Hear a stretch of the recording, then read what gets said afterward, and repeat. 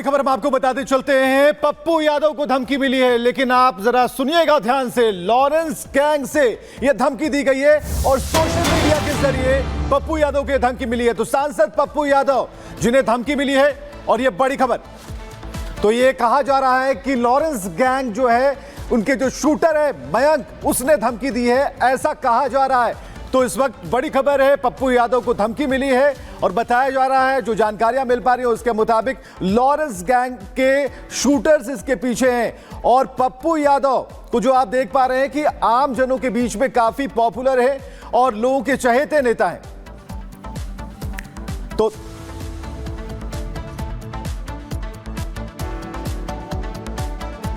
और सुन बात ध्यान से भाई, करवा के जेल का कॉन्फ्रेंस तुझे कॉल करवाई थी कॉन्फ्रेंस पे और तूने फोन ना उठाया। ठीक, ये था। एक तो तेरा हो गया निवास, और अब गिनती चालू कर दे। एक हाउस पार्क दोपल्ली, ठीक। दूसरा हाउसिंग सोसाइटी अनंतपुर। तीसरा अपार्टमेंट बिल्डिंग गुरदास मुथैया। चौथा पटना जिस घर में नजरबंद था तुम, वो भी। और छठा जन अधिकार लोक सेवा पार्टी ऑफिस। सातवां तो ये राइडिंग रोड अरण्य भवन के पास। और नौवां हो गया तेरा आरव गुप्ता जनरल स्टोर के पास जो है तुम, हैं, हाउसिंग कॉम्प्लेक्स जो है। और नौवां हो गया तेरा ये भरतांडा परमपुर परमानपुर 852-137 पिन कोड। और फिर हो गया तेरा पूर्णिया कॉन्स्टिट्यूएंसी में अब कहाँ घूमेगा। 72 परमानपुर भटांडा। तो प्यार से समझाया थे कि भाई से यहाँ से बात कर ले, हैं। भाई ने जेल के वो जैमर बंद करवा के तुझे फोन कर रहा है और तूने फोन ना उठाया, हैं। और फिर तेरी वही हरकत हो गई, हैं। अच्छी वाली सलाह हो रही थी, उसके बावजूद नहीं अगर खत्म हो रही। एक वो गलती दे रही हैं, ऊपर से दिखा रहे कि भाई गलती कोई नहीं, हैं। हम बड़ा भाई समझ के तुझे बड़ा भाई बनाया, हैं। ऊपर से तूने भाई के फोन ना उठाया, हैं। जेल का जामर 10 मिनट बंद कराने के तुझे पता मिनट के लाख रुपए लग रहे हैं। मजाक समझ खत्म तो, कि क्या जवाब दूं मैं कि बड़ा भाई बना लिया मैंने और बड़े भाई ने ये सलाह दी है।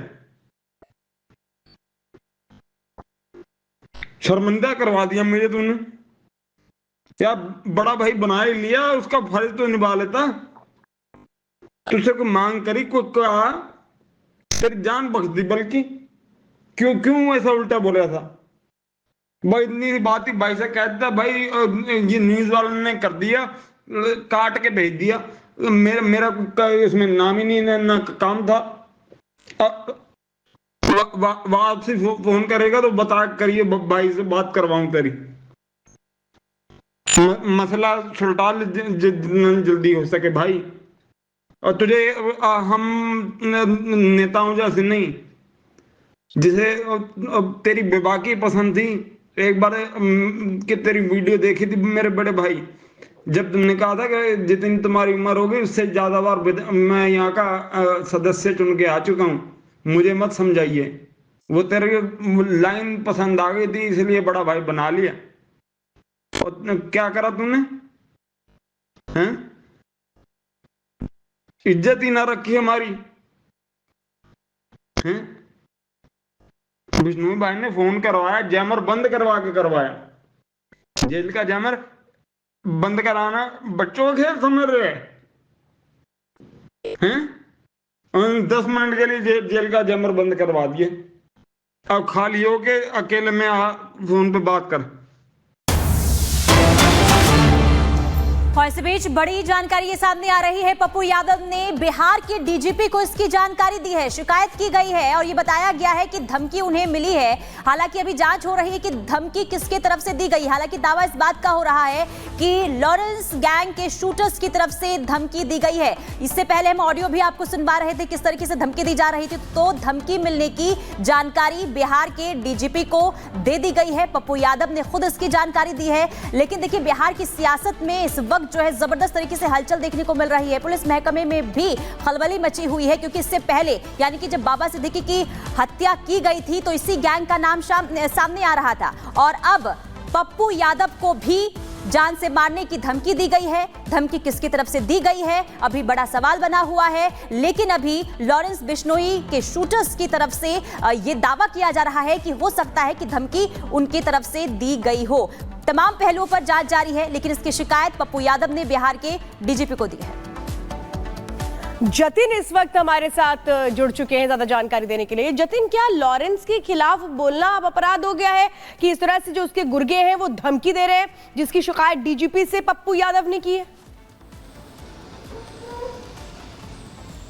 आज बिल्कुल देखिए, बाबा सिद्दीकी की जब हत्या की गई थी उसके बाद पप्पू यादव का एक स्टेटमेंट सामने आया था और छुटपैया गुंडा एक तरीके से लॉरेंस बिश्नोई को पप्पू यादव ने सार्वजनिक तौर पर बोला था। हालांकि जो जानकारी मिल रही है, सुबह तकरीबन 9:25 पर ये जो कॉल है वो पप्पू यादव को की गई है। उसकी रिकॉर्डिंग हम अपने दर्शकों को अभी सुना भी रहे थे। हालांकि ये कॉल किसकी तरफ से की गई है इसको लेकर अभी ऑफिशियली कुछ नहीं बोला गया है, लेकिन सोर्सेज ये बता रहे हैं कि लॉरेंस बिश्नोई गैंग के गुर्गों द्वारा ये कॉल जो है वो पप्पू यादव को दिया गया है। इस कॉल को जब आप सुन रहे हैं तो उसमें साफ तौर पर बोला गया है कि पप्पू यादव आप इस पचड़े में बीच में ना पड़े। तो इस तरीके की बातें जो है वो इस कॉल के जरिए बोली गई है। हालांकि ये भी जानकारी मिल रही है कि बिहार के डीजीपी को इस कॉल के बारे में जानकारी जो है वो दे दी गई है। आपको याद होगा कि बाबा सिद्दीकी की जिस समय हत्या हुई थी उस समय कई लोगों ने लॉरेंस बिश्नोई को लेकर बातें बोली थी, लॉरेंस बिश्नोई को लेकर सवाल खड़े किए थे। उसमें एक पप्पू यादव का भी नाम शामिल था। हालांकि अब जब उनको थ्रेट कॉल मिला है, सबसे पहले पुलिस का ये कह रहे हैं कि इस जो कॉल के बारे में जानकारी जो है वो जुटाई जाएगी।